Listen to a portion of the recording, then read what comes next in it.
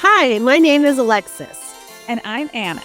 And I'm Evelyn. I'm Victoria. And I'm Katie. And this week we have a special guest, Ben. Our flag means gentle. Season 1, Episode 3, A Gentleman Pirate. All right, Evelyn, tell us a story about gentle. When it comes to when I think of the word gentle, I think more of a sensitive person, more open to their emotions, more just kinder and nicer and everything. There was a student that there was one of the students in one of my communications 101 class. This was years ago. And he was a really nice kid. He was nice. He was sweet. And one of the things that I found really fascinating about it was that he was talking about his father forcing him to go into the military. And so he went into the military, and he went into there with this idea of basically his dad was telling him, you'll be fine, you're going to be part of the guys. And he was also explaining how this was one of his ways that his dad was trying to turn him more into a man. So he went into the military, and he talked about how basically that was a very just not good experience for him personally. He had talked about how he just did not feel welcomed at all because of how different he felt. I wanted to highlight the word gentle because I really like Stede as a character in the show so far, and him evoking this different side of being a pirate, evoking we can go about this differently. And I remember I tried going and looking at the etymology of this word, and there was some parts that are courteous, fair. I think it says, I have it up again, but courteous, noble for the Middle English, gentle. And then I saw Katie's, the Latin version of the same family or clan, or Old French, highborn. I've always just kind of thought about I generally think that it should be more okay for kind of this idea of masculinity. You have to be this kind of strong, hard person to showcase that you are a masculine person. And I don't think that I think that concept has gotten twisted over time a little bit sometimes, especially in everything. That's what I kind of thought about when I thought of the word gentleman. And when it comes to this show, I know I kind of thought about it too much overarching the show so far from what I've seen, and not specifically in the episode, but there has been, I think, points in the episode and past episodes so far that there's examples of a more gentle side of people. I had to watch this multiple times to try to find where am I seeing gentle in this episode. It was a tricky one. I talked just briefly a couple minutes before we started to Alexis and sort of said that same thing of this was really interesting practice because it was harder, I think, than I thought it would be, in the sense of trying to find specific examples in the episode, just this slice of the story. But I do agree. I think it's definitely part of, the overarching theme, and thinking about this episode in general, it's just so strange. And I know that I said that about episode 2, but I think this episode is even stranger because it's plot that's trying to get us to a very specific place. But then when you kind of have to look at it throughout this, through the lens of this theme, the person who I saw behaving gently was Izzy. He's respectful. He's doing what he's supposed to. He's following his captain. He's approaching Stede. And Stede's kind of a dick in this episode. I just find that so interesting that the person who I would say is being most gentle is Izzy, who I don't know that I would initially think of as gentle. One other character I was kind of thinking about was Spanish Jackie. Was that her name? Yes. Mm-hmm. Okay.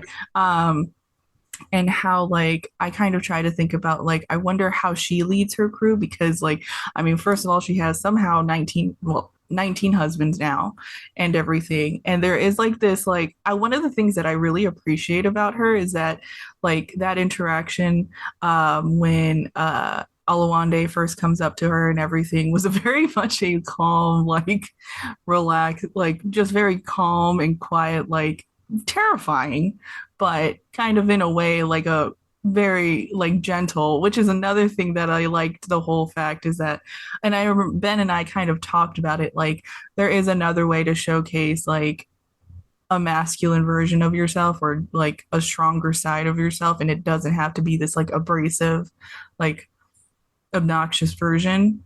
I think just with the idea of Izzy compared to Stede, who is the gentle one in that scenario.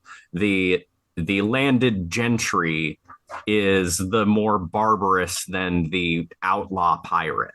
And before we go too far, we need to have a recap by Victoria. Forgot the recap. Oh my goodness. Got right into it. 30-second recap. What happened? Lucius was missing. Stede finds him because he needs someone to keep his journal. There's an expedition. Stede gets the gentleman pirates together to go check out the Republic island of the Pirate Island because they have business to take care of with the hostage. We meet Spanish Jackie because there's business there about Jim's history. We learned about Jim and Olawande. We have Izzy and Blackbeard. Izzy's trying to, I guess they're talking about what to do next with Stede, which is they're trying to conspire. And ultimately, the gentleman pirates get captured. And Stede gets stabbed. That wasn't very good, but it was 40 seconds. General, yeah, that was like the general entire episode. You got it. Not enough nose talk. No. So I really loved, because Alexis and I watched this episode. I think I watched it like too many times for preparation, because it's hard when you've seen all of the episodes multiple times and then you're thinking prepare. And then it was so uncanny that Evelyn picked gentle for the episode called The Gentleman Pirate. And then it was also an episode where it was really difficult to find a lot of evidence of being gentle. So I really appreciated the pre-conversation, because when Ben was talking about it, what came to my mind, I don't know what it was that you said, but everyone on the Revenge, all of that crew is extremely gentle to Stede. Like they are gentle and like, you don't know what you're doing, and I'm going to try to help you out. And they say it in a variety of different ways. Like, you sound like a prostitute. Let's just try to change your voice a bit. And he won't. And so they're like, okay. And still goes along with, I'm going to do this introduction for you, which is not appropriate at Spanish Jackie's. I've never been there, but even I know this.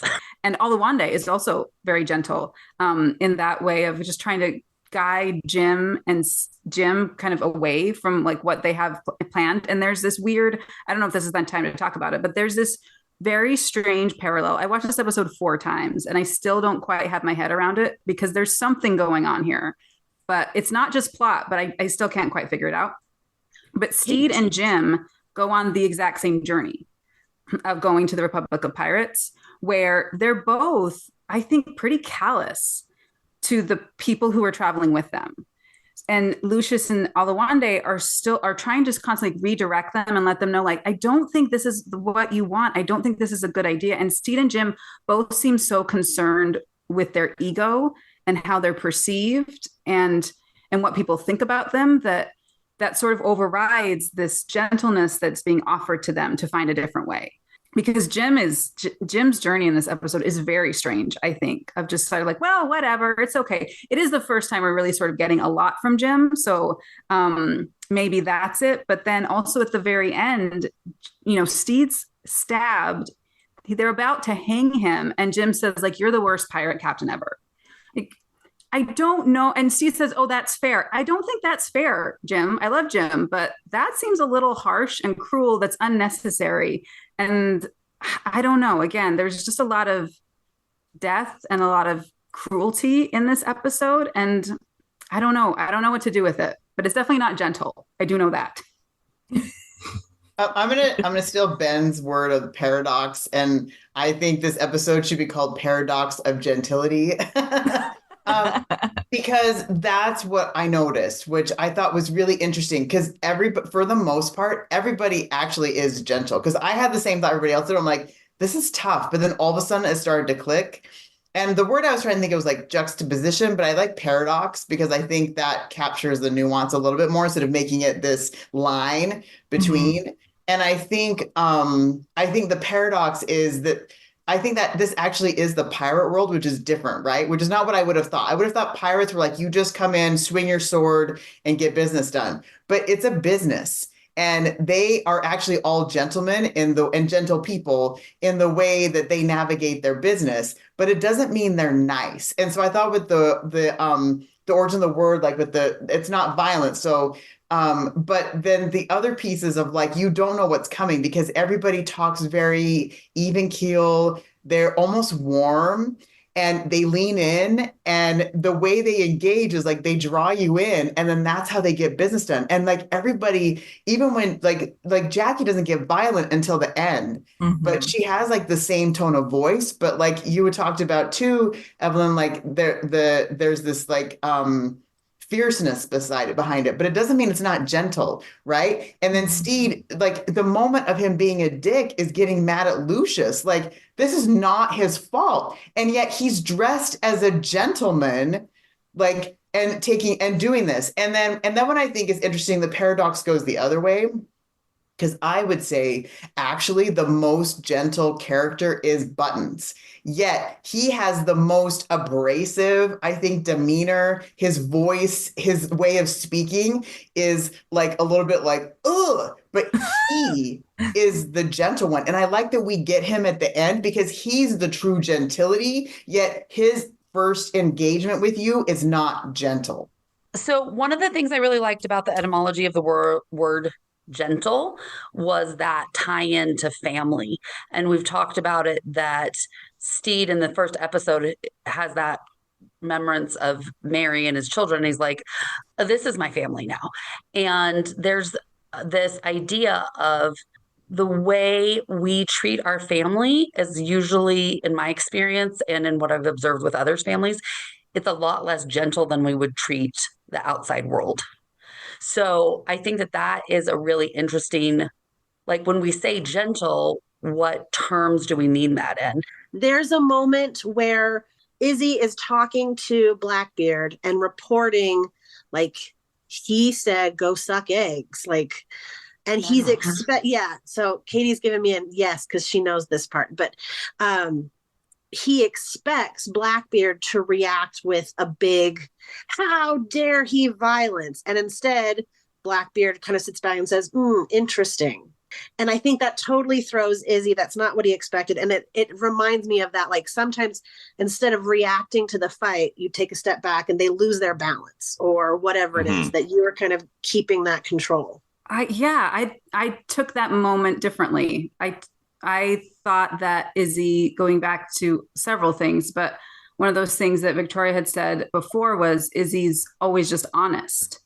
And he is just, this is what Stede said. He said, go suck eggs in hell. I mean, I'm just reporting, and I don't know that he's wanting to rile Blackbeard up, although maybe that is the intention. But I also think back that first time I watched the episode, I thought there was something maybe a little bit more nefarious in the way Izzy deals with Stede. But then upon watching it several times, Izzy assumes everybody knows who he works for. So he says, my boss, everybody knows who Izzy is and everybody knows who Blackbeard is. And so I don't know that he's trying to create tension. I think he's just simply reporting, my boss wants to see you. I've been asked to do this.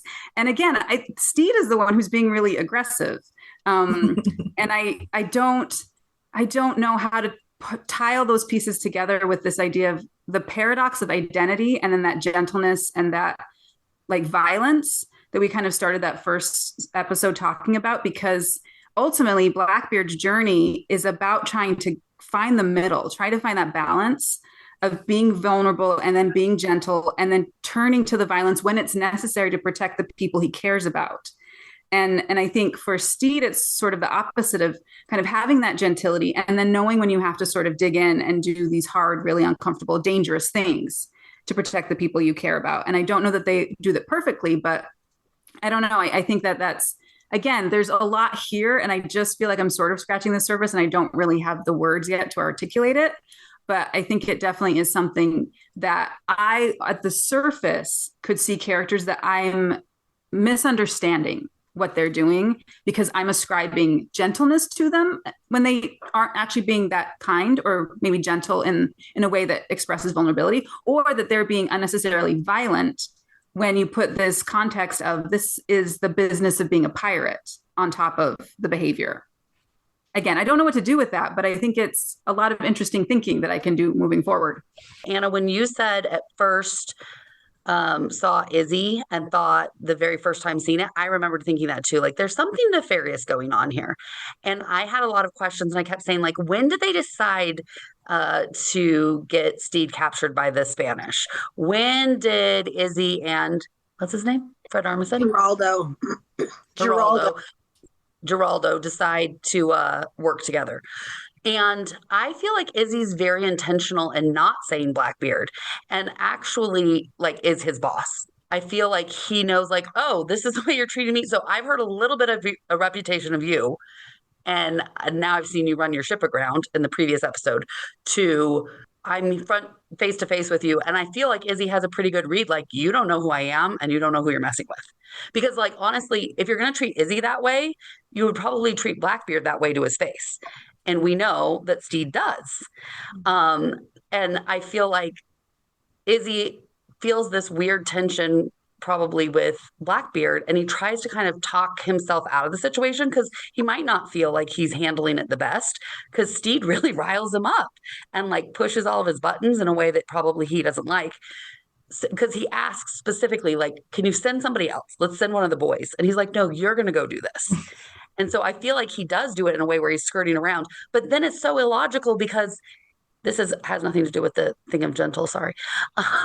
But he's so illogical because there's like a very strong moment where they're not whispering. And Geraldo. Fred Armisen. When he says kind of about the interaction that's taken place. And I don't understand because Jackie's very clear at that point that it is Blackbeard. Like, Izzy can't skirt around it anymore. It comes out. But at that moment, for some reason, it doesn't seem to lock into Stede's head because I feel like if he had known, like if he had been listening, he would have been like, oh my gosh, and had this like flashback of all these things that he's done. Instead, he just keeps going along with it. I think Stede is incredibly naive. I think he does care, but sometimes like about his crew, and I think he really wants a consensus, but sometimes I don't know how much of it is caring and gentleness and how much of it is people pleasing.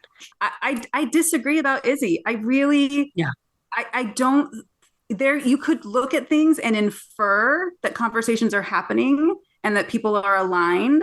And I think that's fine, but I don't see it. I think it's a more of a, this is how I want to imagine unfilmed conversations happened as opposed to what you kind of see in the episode, which is neither here or there. We can both be right. I don't know. It doesn't really matter. Yeah. But I think to your last point, Victoria had said this about Blackbeard, and I think the same thing applies to Stede. Stede is a lot. We love Stede. Stede is a lot, and that's okay. And I think that there are all these sort of qualities that can really be harmful that you sort of just gloss over, like, oh yeah. And then when you really start to like dig down into it, you're like, oh, this is problematic. And it's, I think, really hampering his growth, obviously, because he wants to be perceived. I don't know if it's people pleasing. It might be, but I think it's definitely about his ego and definitely about how people see him. That's sort of what his driving force is. And sort of like playing pirate.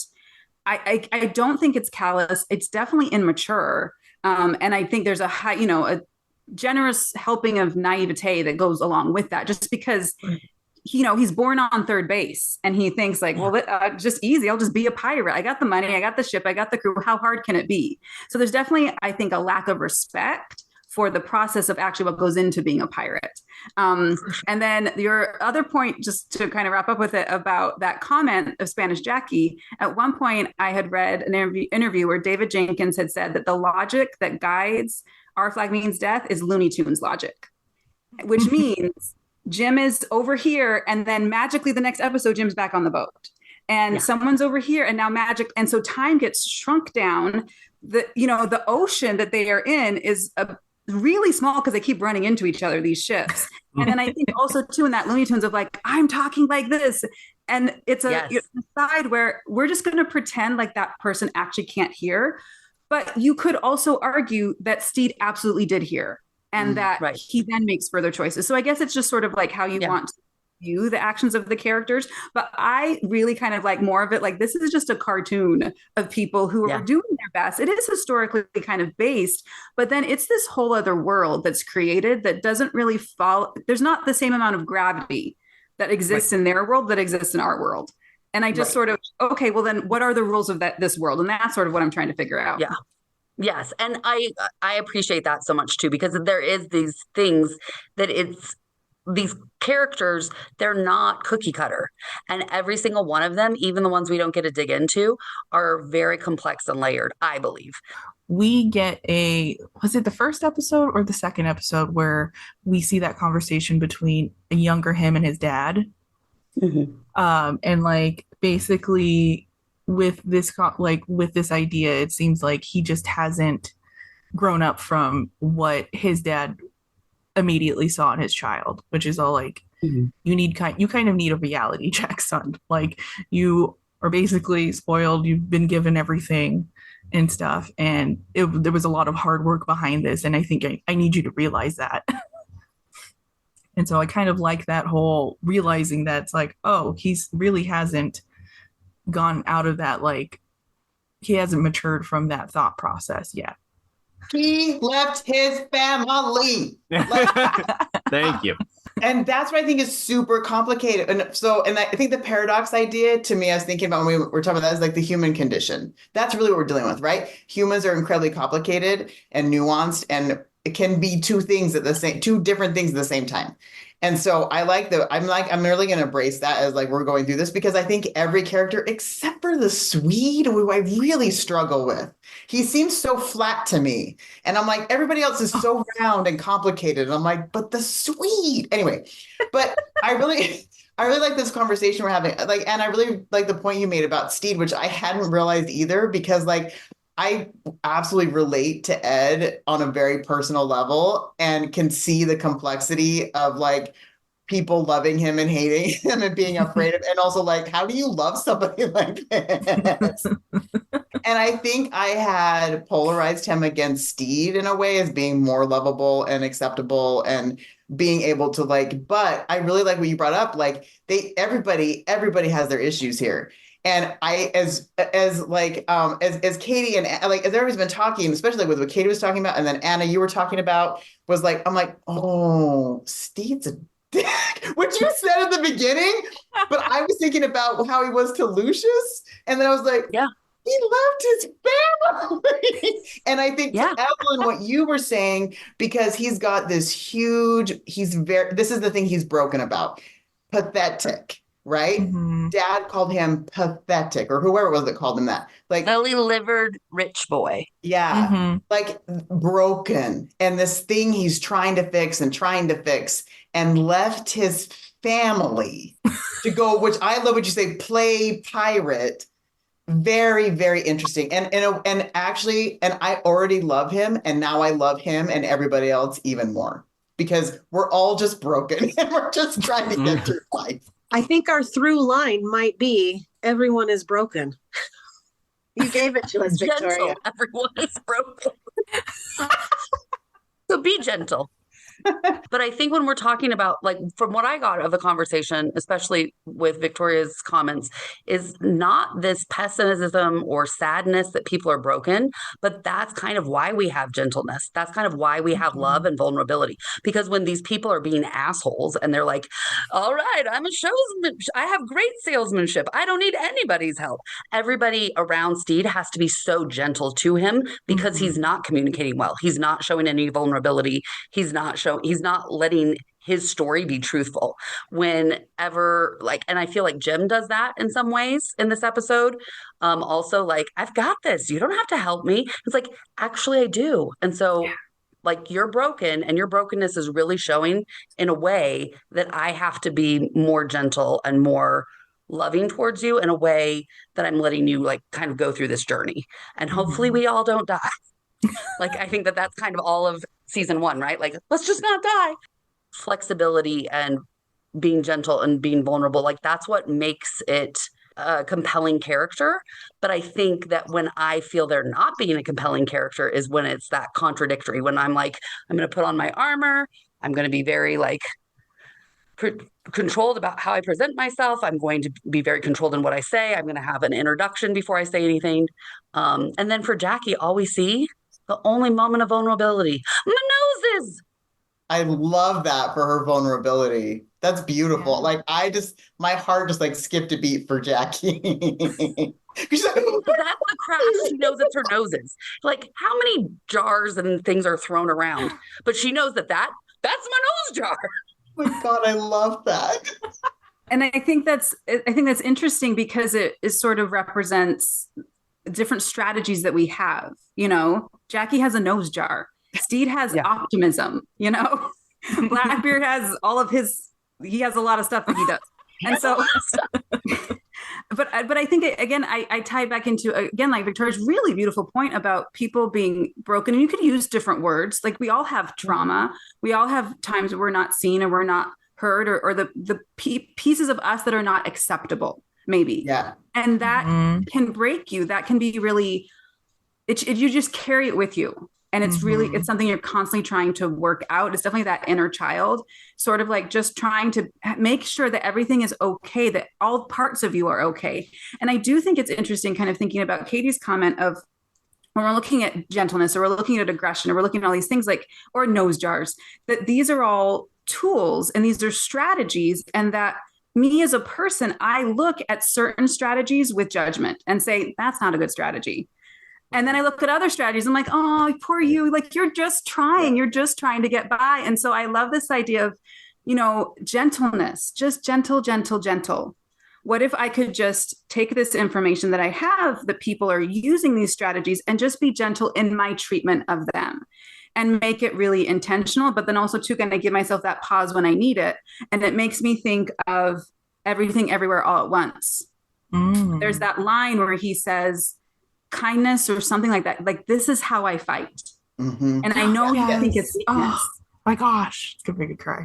And that I never thought about that in context of this episode, but I think that's what Stede's doing. This is how I'm going to the Republic of Pirates, which is this super scary place. So I'm going to get my outfit on. I'm going to get my game face on. I'm going to kind of this is how I fight. And then someone like, you know, Jackie, who's like, you do something wrong. I take your nose. This is how I fight. Like, this is how I show up in the world to be okay. And I don't know. I think, we can all be gentle because it's hard being a person. Alexis, you're always really good with the script and letting us pick. So I thought what we would do is start you by picking a page number, 10. if you like. 10. This one has the numbers 34 through 47. Ben, as our guest, number between 34 and 47? 36. 36. The line is, I appreciate that, kid. That was fucking gauche. You know, Jackie got feelings too. Jackie is a person also. What about your sexy little friend over there? You want to invite him over? Can we shorten that down, though? That's a lot. Yeah, what do we want? What part of it? Sexy little friend, invite him over? Or that was gauche? Or Jackie has feelings too? That was gauche. No, that was gauche. I want to go with gauche. That was gauche. Jackie's got feelings too. Okay, love it. That's our line. That was kind of gauche. Okay, so what's happening right here is Jackie is talking to Olawande about Bonifacia, who killed one of her husbands, who is Jim. And so Jackie asks... Bonifacia, not the husband. Not the husband. So Jackie asks Olawande, sort of like, you guys were friends and you left at around the same time. And then Olawande says, I killed her. I killed Bonifacia. I killed her, and then because Bonifacia didn't like the way. Yeah, didn't like the way she handled herself and what she did to your husband. That was gauche. And then Jackie says, I appreciate that, kid. It was gauche. I think it's interesting that it's coming from a lie. Like Olawande says this lie, and then she's like, I appreciate that. And that we know that Spanish Jackie knows it's a lie. Do you think she knows what gauche means though? Because I feel like I feel like she feels the sentiment, she feels the empathy and the support. Yeah. But like it kind of reminds me what we did last time with Izzy and Dibs, you say? And they're like, the question is, do they really process what's happening in that conversation? And this is very similar to that. And so when I looked, and it took me to find the part where he's like, and so she picks up what he threw down, and then she's like, kind of gauche. I'm like, that's not how people use the word. They don't say kind of gauche, right? It's either gauche or it's not. You don't kind of go, and then anyway, but then she keeps going, and so she feels supported. So I guess that's what I wonder. It's like if she actually, anyway, there's one piece of that. Yes, no, I totally agree. And I love it that she's talking about herself in the third person. Like, Jackie has feelings too. I can see this in maybe my work where people will tell me the things that they think I want to hear, even if it's not completely true. And I might even know that it's not true, but I'm like, okay, thank you anyway. Yes. Just because some work interactions. Absolutely. Also, I will go back to like, the very first time I heard this word, I was like in my mid-20s and I totally pronounced it wrong. Because I was like, and it was and anyway, so, and I was in like a group of people. And I can't remember if I did get corrected, but like I struggle with getting corrected because I'm like, oh no, but like I'm also really glad someone did correct me. But so I feel stupid for not knowing the word because the other people I was talking to knew the word. And then so in that moment, I was being gauche because I said it wrong. And then the other thing I was thinking about too earlier, and I can't remember why, I think it was like trying to fit into like social, like fit into a situation. And then it's so obvious you're not supposed to be there. Like it makes me think of too, like when and this is now me going on my own interpretation of like, does Jackie know what gauche means? But like I was in class, I don't know why this thought popped in my mouth. I was in college and we're reading poetry and I always wanted to read. I'm like, can I read? Can I read? Can I read? And so like the professor like finally called on me and Greenwich was in the poem. Well, I'm a little like podunk girl from Salt Lake City, Utah. I didn't know what Greenwich was. And so I said Greenwich. The whole freaking class yells at me, Greenwich! And I'm like, oh, sorry. I'm being gauche. I didn't know how to be in a literature class. Anyway. Well, it's totally okay because I had to look up when I first heard that word in the show. I was like, "What is this word?" And honestly, I had to look up the definition again. I'm like, I think I know it, but do I know it? Well, like I wanted to add to the thought of like possibly maybe I could like on the other side, like maybe Jackie did know because I like that she also says like Jackie got feelings too. It's all like you like. When Olawande is saying that like basically the way she handled herself was gauche, and it's all like I kind of thought of like how she like handled herself, how she would like when she was working there, and then like on top of that killing her husband. It was like all just so like unexpected, and looking up the word unsophisticated and everything, and so like really you're gonna do that to me like of all people and stuff like. Yes. So that's why I kind of thought like maybe she does actually know what the word, because it's like, yeah, you know what? That was kind of like very not graceful at all. Like you just did it on your own to me of all people. Oh, I was just going to say, I love Evelyn and then Victoria's sort of stories because I think what we're kind of getting at is gauche is a spectrum and gauche is in the eye of the beholder. And so I think someone could say saying Greenwich is gauche. I think yelling out while someone else is reading a poem in the middle of the classroom is kind of gauche. What does this word mean? Yeah. Because it's in the eye of the beholder of what's crude or what's without tact or what's like you're, not meeting the social expectations. Like who is making the rules about the social expectations anymore? And then for someone to see that and then call someone out for being gauche, I think that in of itself is kind of gauche. Well, and I think to Evelyn's point, actually, then to give Jackie credit, Jackie is like the queen bee here, right? The way she dresses, the way she carries herself, like she is setting this like standard of how you truly be a gentle person pirate, right? Mm-hmm. And how you navigate these waters violently. And so, yeah, that would make sense. She's like, yes, that's exactly what happened in the courtroom of Jackie. She was gauche, and this is so. Because of all this discussion, what do we now feel is our call to action? I thought it was something totally weird because some of this is like really clicking now for me, and I'm like, whoa.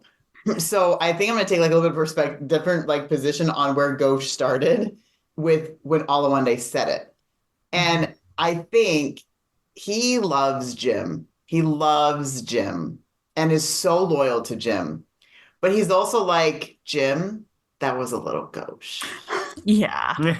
So, and he's not saying it to Jim. And he kind of says something later, but he's not saying this to Jim. But I realized, oh no, he believes this because I'm like, oh no, he did say something to Jim, like, you killed one of her husbands. But he also loves Jim completely.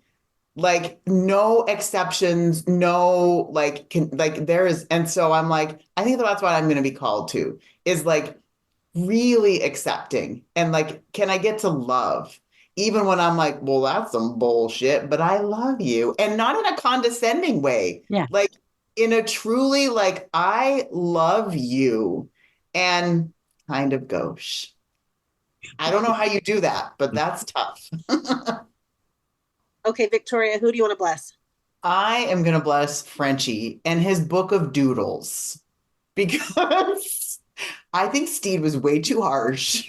Doodles can tell a story, and he doesn't even hear Stede say this. But I love how Frenchie is trying his hardest and taking down everything Stede wants in the journal with doodles. And so, Frenchie, you doodle on, and it's not gauche, and be gentle, you, in the way that's gentle.